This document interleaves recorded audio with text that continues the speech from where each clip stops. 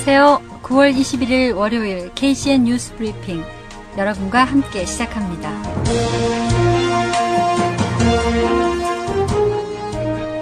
오늘은 지난주 있었던 몇 가지 기사들 정리해서 보내드립니다.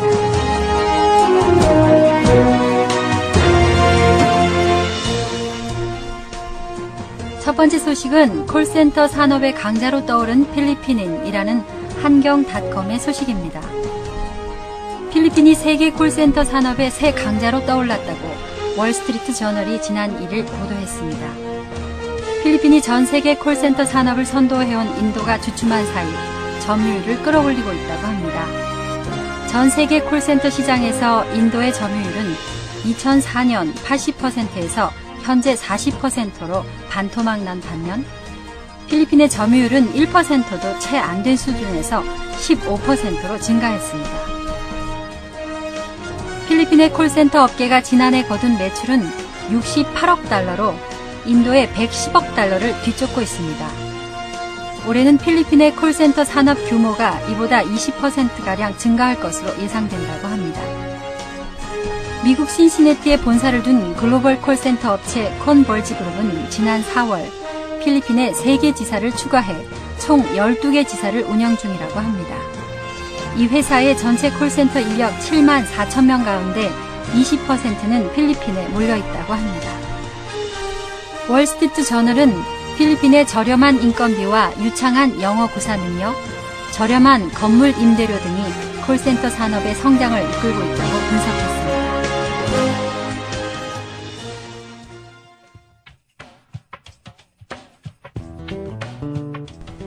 두 번째 소식은 국산 신약 B형 간염약 레보비르가 필리핀 마케팅에 돌입했다고 합니다.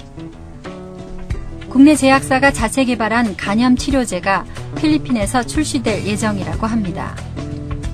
부강약품은 자체 개발한 B형 간염 치료제 레보비르를 연내에 필리핀에서 출시키로 하고 현지 판매법인과 함께 마케팅을 시작했다고 17일 밝혔습니다.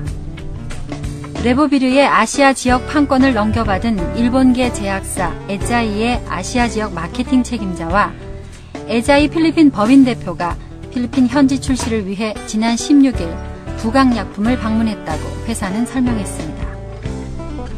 에자이 측은 이번 방문에서 레보비르의 현지 판매 전략 수립을 위한 회의 등을 가졌습니다. 부강약품과 에자이는 또 다음 달 필리핀 간 학회에서 한국의 간 전문의가 진행하는 레보비르 강의를 실시하고 이를 계기로 본격적인 마케팅에 돌입할 계획이라고 합니다. 레보비르는 지난 3월 필리핀 현지에서 시판 허가를 받았습니다. 한편 부강약품에 따르면 레보비르는 임상시험 결과 6개월에서 18개월 복용하고 약물 치료를 중단한 후에도 치료 효과가 유지되는 것으로 나타났다고 합니다. 현재 약물 치료 중단 후 2년간 관찰한 결과가 발표됐으며 회사 측은 지속적으로 환자들의 상태를 관찰하고 있다고 합니다.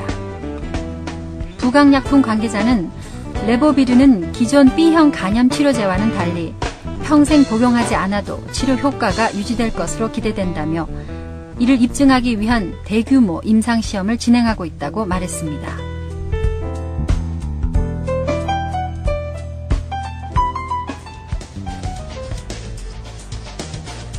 세 번째 소식입니다. 코리 아퀴노 기념 우표에 관한 소식입니다. 필리핀 우체국 필포스트는 첫 번째 코리 아퀴노의 우표를 모두 팔고 난 후 다른 세트의 한정판 우표 발행을 위해 계획 중이라고 합니다. 필포스트는 지난 9월 8일 우표를 발행했고 7만 장 한정판의 코리 아퀴노 우표를 한 장에 7페소에 모두 팔았다고 합니다. 우리는 핫케이크처럼 팔려진 우표를 가진 적이 없다. 시민들은 우표를 사기 위해 우체국에 줄을 서 있는 중이며 우리는 아퀴노 가족의 요구를 충분히 대신 전했다. 이것은 놀랄만한 현상이다. 라며 우체국 공사총재 헥터 빌라누에바는 말했습니다. 알빈 피델슨 필포스트 공보관은 abs-cbn-news.com의 뉴스브레이크 전화 인터뷰에서 9월 18일에 30만 장의 코리 우표 두 번째 판을 전국적으로 발매할 것이라고 말했습니다. 새로운 우표는 첫 번째 발행물과 같은 디자인이지만 소인과 몇 단어들은 조금 바뀔 것이라고 전했습니다.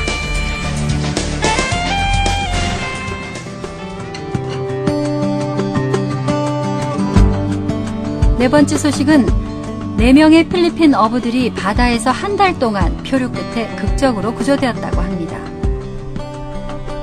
4명의 팔라완 어부들이 한 달 이상의 표류 끝에 네그로스 옥시덴탈 지방의 한 도시 히노바안에서 구출되었다고 합니다.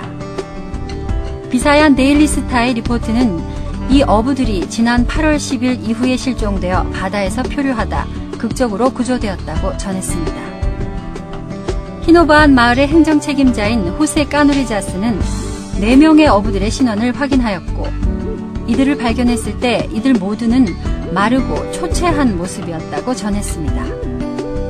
또한 그는 히노바안 마을에서 그들에게 먹을 것과 의료용품 그리고 의복을 제공했다고 덧붙여 말했습니다.